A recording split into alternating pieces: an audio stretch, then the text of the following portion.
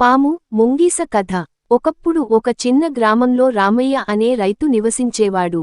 అతను మంచి మనసుగలవాడు. తన పొలంలో పంటలు పండించి జీవించేవాడు. భార్యతో కలిసి చిన్న ఇంట్లో సంతోషంగా జీవించేవాడు. అయితే వారిద్దరికీ సంతానం లేకపోవడంతో వారు ఎప్పుడూ బాధపడుతుండేవారు.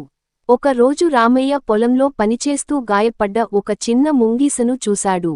అది నడవలేని స్థితిలో రోడ్డు పక్కన పడి ఉంది. దానికి జాలివేసిన రామయ్య దానిని జాగ్రత్తగా ఇంటికి తీసుకెళ్లి గాయాలు శుభ్రపరిచి పాలిచ్చి పోషించాడు. క్రమంగా ముంగీస ఆరోగ్యం దిద్దుకుని బలంగా మారింది. ఆ రోజు నుండి అది రామయ్య ఇంట్లోనే ఉండిపోయింది.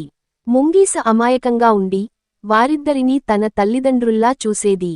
కొంతకాలానికి రామయ్య భార్యకు ఒక మగబిడ్డ పుట్టాడు. ఇంట్లో ఆనందానికి అవధులు లేకుండా పోయాయి. ముంగీస ఆ చిన్నబిడ్డతో ఎప్పుడూ ఆడేది. బిడ్డను ఎవరో కాపాడుతున్నట్టుగా జాగ్రత్తగా ఉండేది.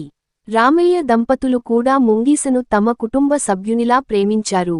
ఒక మధ్యాహ్నం రామయ్య పొలానికి వెళ్లాల్సి వచ్చింది. అతని భార్య కూడా పొరుగింట్లో పనివల్ల బయటికి వెళ్ళింది. బిడ్డ నిద్రలో ఉండగా ఇంట్లో కాపాడేది ముంగీసే. ఆ సమయంలో ఒక పెద్ద పాము ఇంట్లోకి జారి వచ్చింది. అది పిల్లవాడి దగ్గరికి నెమ్మదిగా చేరింది. ముంగీస వెంటనే అప్రమత్తమైంది. తన కళ్లలో కోపం మెరిపిస్తూ ఆ పాముపై దూకింది. పాము గట్టిగా శ్వాసించి ఫుసురుమని శబ్దం చేసింది. ఇద్దరి మధ్య ఉగ్ర పోరాటం జరిగింది. చివరికి ముంగీస తన పదునైన పళ్లతో పామును కొరికేసి చంపింది. ముంగీస ఆనందంతో ఇంటి బయటికి వచ్చి కూర్చుంది. నోట్లో ఇంకా పాము రక్తపు ఆనవాళ్లు ఉన్నాయి. ఇంతలో రామయ్య భార్య ఇంటికి చేరింది.